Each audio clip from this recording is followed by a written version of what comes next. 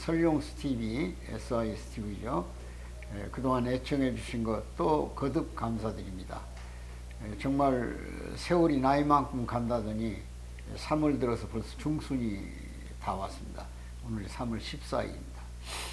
오늘 제가 여러분에게 말씀드리고 싶은 내용은 북한 전역에 포고령이 내려진 것 같습니다. 아마 한 20일경에 내려가지고 지금 북한 전역에 포고령 하면 여러분이 듣기가 좀 민망할 거예요. 왜냐하면 군정시대나 있었던 말이거든요. 우리도 경험했지 않습니까? 해방되고 미 군정이 우리 한국을 통치할 때 메가더 사령관의 포고령, 그래가지고 1호, 2호, 3호 이런 포고령 남발을 경험했기 때문입니다. 포고령은 대단히 강력한 메시지를 담고 있는 전체 국민 또는 인민들에게 소위 어떤 통치권자가 명령식으로 하다라는 일종의 명령문입니다. 그래서 북한 전역에 지금 내려진 포고령에 대해서 예의주시할 수밖에 없다, 그런 얘기입니다. 특별히 또 이 기간은 여러분이 잘 알다시피 한미 연합훈련이 지금 지난 13일부터 11일간으로 계속해서 소위 자유방패라는 이름으로, 그러니까 공격형은 아닙니다만은 방어훈련, 자유를 지킨다, 그래 방패, 창을 막는다 그 말이죠. 그 훈련이 11일에 거서 진행되고 있습니다. 이름하여 프리덤 실드라고는 그 훈련입니다. 그동안에 문재인 정부 때 한미 훈련은 일종의 시뮬레이션 형식으로 진행됐고 규모가 대단히 축소됐죠. 과거에 우리가 가장 큰 규모의 독수리 훈련, 이런 훈련 같은 것을 예상해 보면 엄청나게 규모를 축소했던 겁니다. 북한을 자극하지 않고 소위 평화의 광장에 나와서 한반도의 평화를 유지하려는 정책이라 하더라도 너무 지나치게 약소한 한미 간의 군사 동맹의 실전을 박물관 훈련은 거의 없었습니다. 그러나 이번에 이제 윤석열 정부 들어와서 상당히 강화된 훈련들이 계속 진행되면서 북한도 엄청난 그 충격 속에서 소위 미 제국주의자와 그 괴뢰도당들이 북한 전역을 공격한다는 그런 강경한 입장을 가지고 지금 새해 들어서만도 미사일이 약 8발 발사, 그리고 SLBM이 2발, 그 다음에 ICBM형이 2발, 이래서 소위 12발 이상의 미사일 중장거리 또는 단거리, 심지어 방사포, 장사포까지 발사가 있었습니다. 어제는 특별히 그 아주 대단히 그 공격 지점을 찾을 수 없는 잠수함에서, 북한이 보유하고 있는 잠수함에서 순항미사일을 발사했어요. 그 순항미사일은 어떤 위치가 정확하게 밝혀지지도 않을 뿐더러 상당히 그 크루즈형을 가지고 있습니다. 그래서 자기들이 때리고 싶은 지점을 직선으로 가는 게 아니라 돌아서 마치 크루즈 여행하는 것처럼 구석구석을 찾아다니면서 폭격하는 그런 위험을 가지고 있기 때문에 그 지점이 어디서 발사한 지점은 잠수함에서 발사하기 때문에 찾기가 어렵습니다. 그렇기 때문에 우리가 잠수함에서 발사하는 SLBM이라고 그 미사일에 대한 위험한 경고를 늘 하는 것도 의미가 거기에 있는 겁니다. 그러니까 우리 한국과 미국의 강경한 동맹관계를 결속시키고 실전과 유사한 훈련을 통해서 북한의 핵까지도 동원할 수 있는 소위 도전에 대한 확장을 억제시키는 그런 전략, 또 공군은 각종 전투기를 동원해 가지고 소위 하늘에 장막을 치는, 북한의 공격이 공중으로는 도저히 올 수 없는, 심지어 미사일 요격까지도 실천하는 그런 훈련을 계속하고 있고, 또 바다에서는 토마호크급 핵잠수함까지 동원돼 가지고 서해 통해상에서 북한의 행동을 예의주시하는 그런 훈련을 계속하는 겁니다. 니미츠급 또 아마 항공모함에 준하는 전함도 우리 한반도에 들어올 것으로 알고 있습니다. 약 11일간에 걸쳐서 거행되기 때문에 상당한 시간이 필요한 훈련이죠. 여기에 민감하게 반응하고 있는 북한은 지금 마치 이 기회가 북한 인민을 결속시킬 수 있는 아주 좋은 기회라고 포장한 것 같습니다. 그래서 포고령을 내렸어요. 그 포고령은 간단히 요약해서 북한의 여러 가지 전언들, 그러니까 첩보나 또는 휴민트, 사람을 통해서 내용을 전달 들어보면 대개 5가지로 요약할 수가 있습니다. 현재가 체제 도전원자에 대한 반체제 인사들의 체포 내지는 총살입니다. 체제에 대해서 도전하지 마라. 두 번째는 북한의 당정군, 북한은 당이 관리하는 국가입니다. 그러니까 노동당 밑에 정부가 있죠. 그게 당정군 그래요. 당 간부나 정부의 요직에 있는 사람들, 그리고 보위부라든지 군대라든지 이런 요직에 있는 사람들에 대해서 유해를 가거나 명령을 거부했을 때는 즉각 체포하라. 두 번째입니다. 그리고 세 번째는 아주 중요한 내용입니다. 반문화, 반언어에 대한 도전을 용서할 수 없다 그랬어요. 바로 그것은 우리 최근에 확산되고 있는 북한의 문화의 한국화죠. 한국의 소위 그 K-팝이라고 한국 노래들이죠. 요즘 방탄소년단이라든지 뭐 걸그룹이라든지 이런 그 10대들이 춤과 율동을 통해서 전 세계 자랑하는 한국 음악들이 있죠. 그런 것에 대해서 북한 젊은이들이 열병을 앓고 있어요. 또 드라마, 그 다음에 뭐 그 외에 영화, 여러 형태의 한국적 문화들이 북한의 각종 도구를 통해서 소위 우리가 말하는 그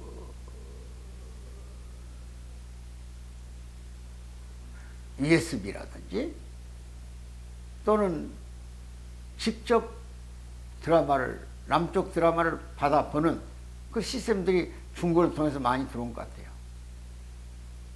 국경지대는 거의 다 보고 있다는 거 아니에요. 우리 KBS 해외 드라마라든지 이런 것들이 지금 북한 전역을 휩쓸고 있습니다. 그 다음 우리 연속극, 뭐 여러 형태의 연속극들이 아마 세계적으로 나가서 그 넷플릭스라는 플랫폼을 통해서 전달도 되지만은 우리가 만들어낸 드라마들이 북한 사람들의 열광이에요. 그런 신세계를 본 일이 없다 이게. 그러니까 문화적으로 통일됐다는 말을 제가 쓰는 거예요. 경제는 이미 장마당 경제가 시장 경제고. 이런 차원에서 반체제, 동시에 반문화, 반언어, 서울 사람들의 언어를, 젊은이들의 언어를 선생님을 쌤이라고 한다든지 자기 애인을 오빠라고 한다 이런 말을 북한에서 공공연하게 쓴다 이게. 거기 그것을 일종의 체제 도전 세력으로 규정했다 그러니. 그 다음에 정치적 표현의 자유는 없는 체제니까. 그렇지만은 더 그런 반동적 행사, 그러니까 무슨 가정 행사라든지 심지어 비밀 종교 행사라든지 여러 형태의 북한에도 보이지 않게 행사들이 있어요. 그런 행사들을 철저히 단속한다는 거예요. 정부의 도전적 세력이 있는. 그리고 이제 마지막으로 북한이 가장 당 규약이나 노동당 규약이나 북한 인민헌법보다 위에 있는 것이 10대 수령에 대한 원칙입니다. 마치 기독교의 10계명 같은 뭐 1조는 똑같아요. 나 외에 신을 섬기지 마라. 성경이 그렇지 않습니까? 북한에도 수령을 절대시하라. 그 수령에 대한 어떤 표현도 삼가해야 돼요. 불이 나도 수령 사진을 들고 뛰어야 돼요. 가슴에다 안고. 생명보다 그 위에 있어요. 수령을 지킬 때 대한 10대 원칙이 있어요. 그것에 대해서 행위를 철저히 하지 않은 사람. 그러니까 거기 따라서 인민을 총괄적으로 조직하고 통합 관리하는 시스템 중에 하나가 생활총화와 사회총화입니다.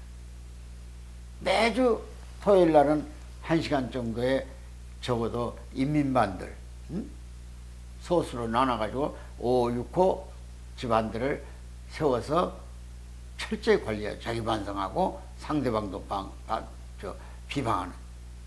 그리고 또 직장에서는 사회총화, 노동신문이나 수령 교실을 읽으면서 반성하고 회개하고 하는 이런 종교적 행사를 통해서 주민을 통제 관리하는 거죠.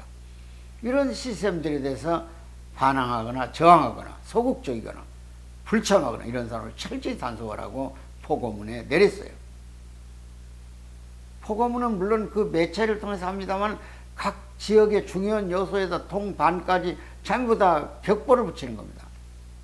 그래서 이 인민 전체 조선인민에게 하달한다, 고시한다 그런 뜻이죠. 이것은 체제를 결속시킴으로써 다른 데 눈을 뜨지 못하게 하고, 또 북한 내에서 요즘 저항하고 있는 가장 큰 심각한 운동이 식량 투쟁 아닙니까? 식량을 얻어낼 수가 없어요. 지난번에도 제가 방송에서 말씀드렸습니다마는 작년도 생산량이 떨어진 데도 원인이 있지만 더보다 더 큰 원인은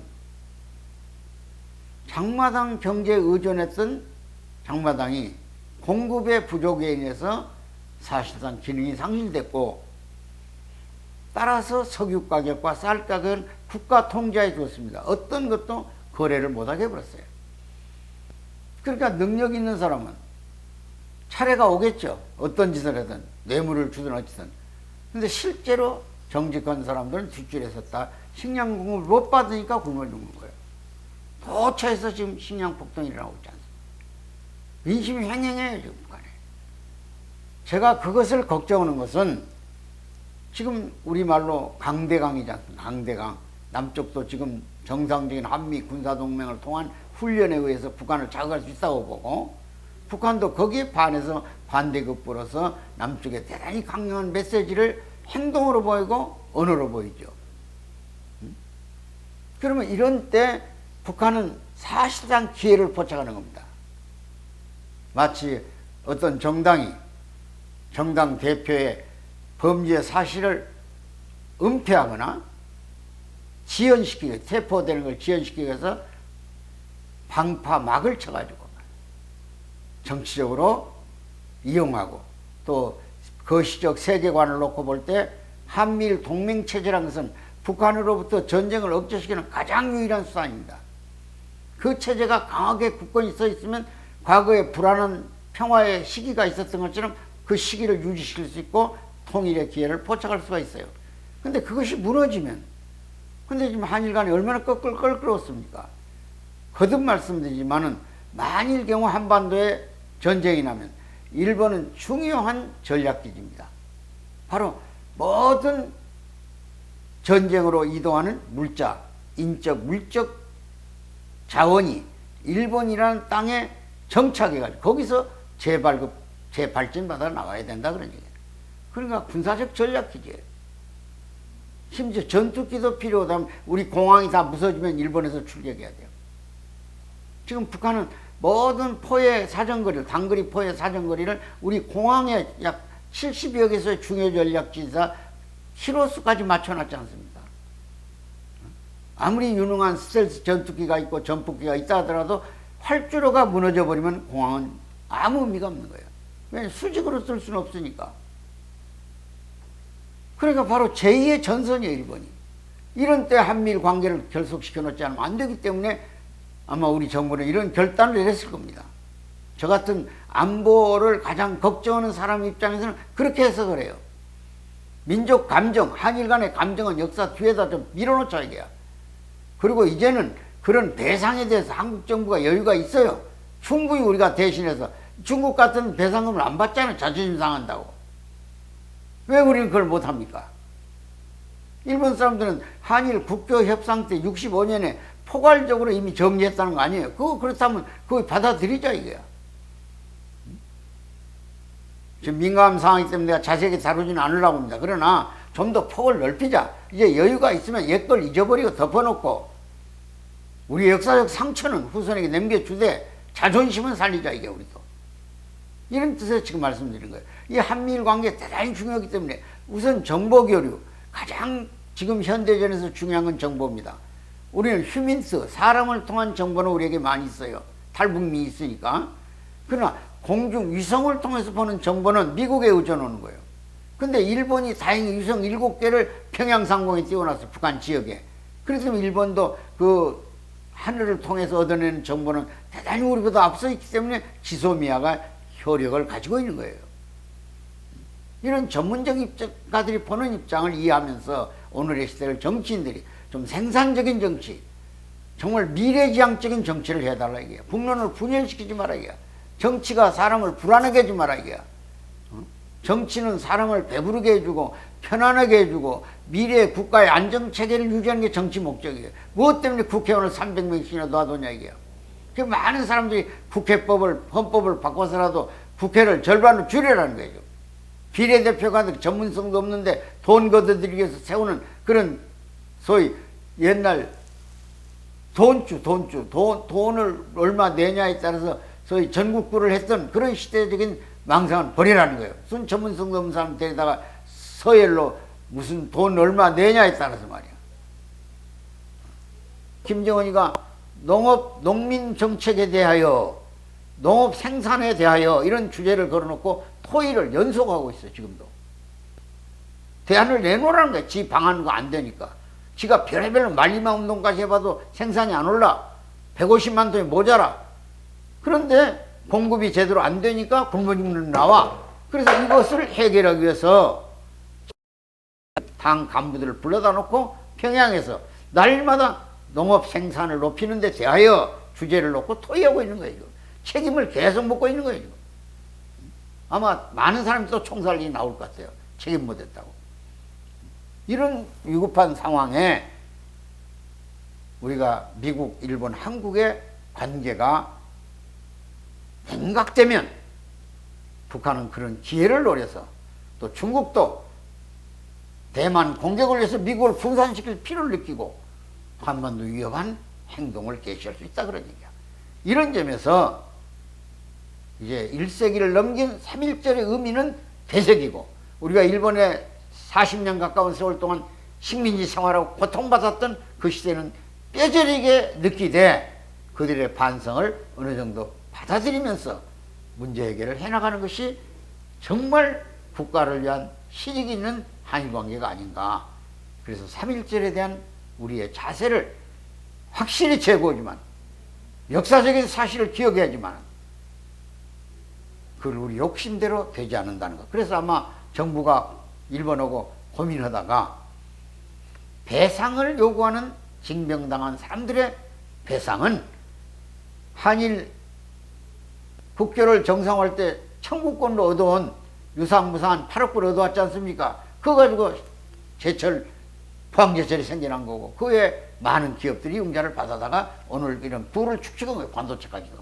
그럼 이런 이익을 받던 기업들이 내놔라. 그래서 우리가 이제 떳떳하게 일본 니들 안 줘 좋다. 우리가 지원하겠다.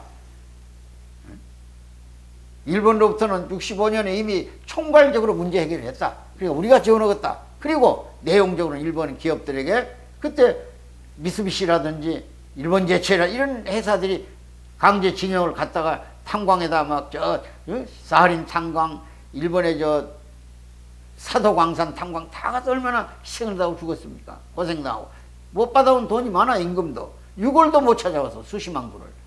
이런 것들을 전부 다 정리하는 데서 일본은 일본대로 변칙적인 수단을 쓰든지 방법을 통해서 우리 뭐 어떤 수단이든 재단에 돈을 기여하는 식으로 일본에 간 우리 학생 젊은이들에게 장학금을 주는 형식을 거쳐서라도 변상을 하는 그런 내용을 가지고 정리를 한다면 그것도 하나의 외교의 수단이에요. 외교란 건 여러 가지 수단이 있습니다.